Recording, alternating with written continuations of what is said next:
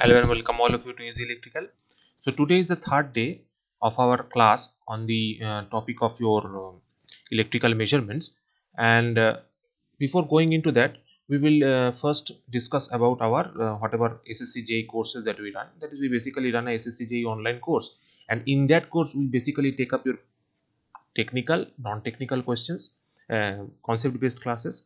With that, we also have included test series. The practice papers are also there, and recording of the whatever classes you do will be provided with you. Because online sessions are some of the cases students are unable to join, and they cannot actually go through and throughout so that they can practice all the papers or cover everything. Other than these two topics, we have also specializing in one of our exam specific notes, which is very much popular with the students. These are specific for whatever exams you are giving. For example, you are giving RRBJE, or you are giving suppose SSCJE, or you are giving suppose WBPSC, like that. We are also incorporating labs in this facility. We are basically doing the V labs. Other than that, the practical labs are also we are trying to incorporate. Now, in today's class, we'll be basically taking up the analog instruments and some other similar questions regarding that we are also taking up. So today's first question is: in a PMMC type instrument, the permanent magnets are generally made up of.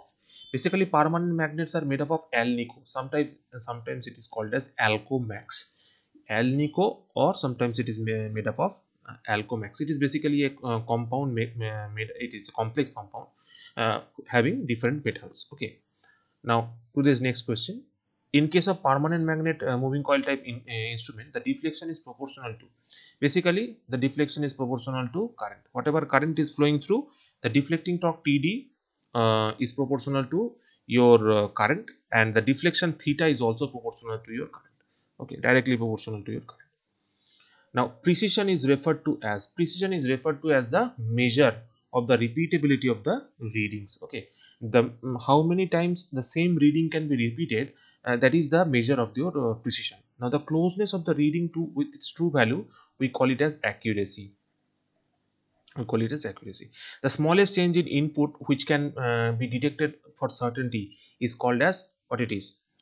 Just take a note of these 2 points, and just write the answers for these two. Okay, in the comment section you just go there and write the answers for these two.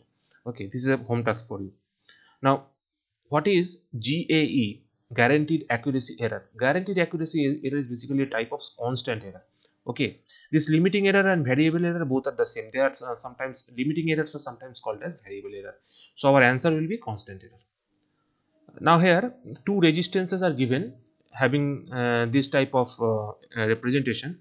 R1 is equals to 200 plus 4 plus minus 4, and R2 is equals to 100 plus minus 2%. So what is their multiplication? If I just multiply both the two, if we just multiply both the two, the result will be this one.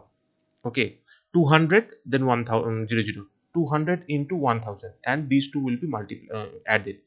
Now suppose R1 minus R2 there are given. So in that case we have to do 200 by 100, that means 2, and the percentage will remain the same. That means your 6% will be there. We have to add for multiplication and division. In case we have to add these two. Now when we talk about summing both the two up, R1 plus R2, if we want to do, in that case what will happen is we write 4 200 plus minus. What is the 4% of 200?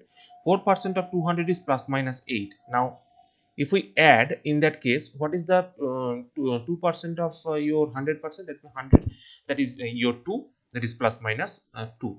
So the higher value we can get here is 208. So 208 plus 102 means we will have 310, and the lower value what we will have 192 and 192 and 98. Sorry, yes, 192 and 98. That means 290. 290. Okay, so this will be the this will be your actual range, and from that you can obviously guess what is the error that we are coming, because the range is basically your how much it is. 200 plus 100, that means 300. So there is a, out of 300, 10 is the difference.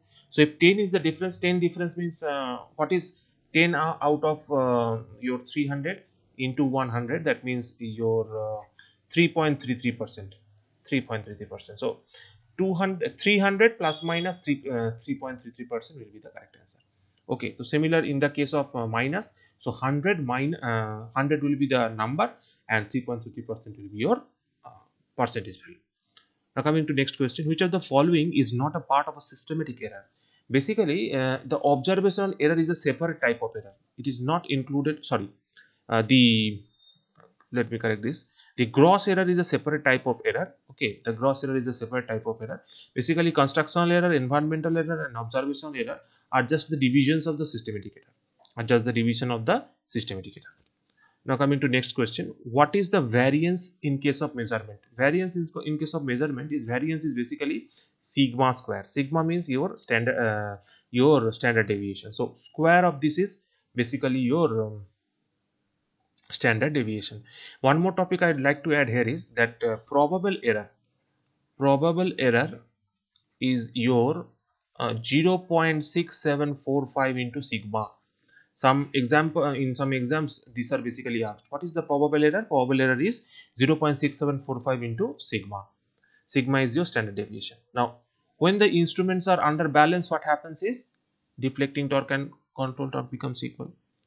Now, which of the following statement is incorrect in case of a PMMC type instrument? PMMC type instrument cannot measure AC. Okay, so that is the incorrect statement. All of them are correct. In PMMC type instrument, we basically can measure only DC. Ammeter shunts have high resistance, medium resistance, low resistance. Ammeter shunts basically have low resistance. Okay, because we are trying to pass all the currents via the shunt, not through the ammeter. Now, as we all know that if you have any doubt regarding this class, you can always message me in this number. I'll try to help you, and if you have any doubts, you can also mail us in this number. If you have any detailed problem with any of the questions or any of the solutions, you can mail us directly.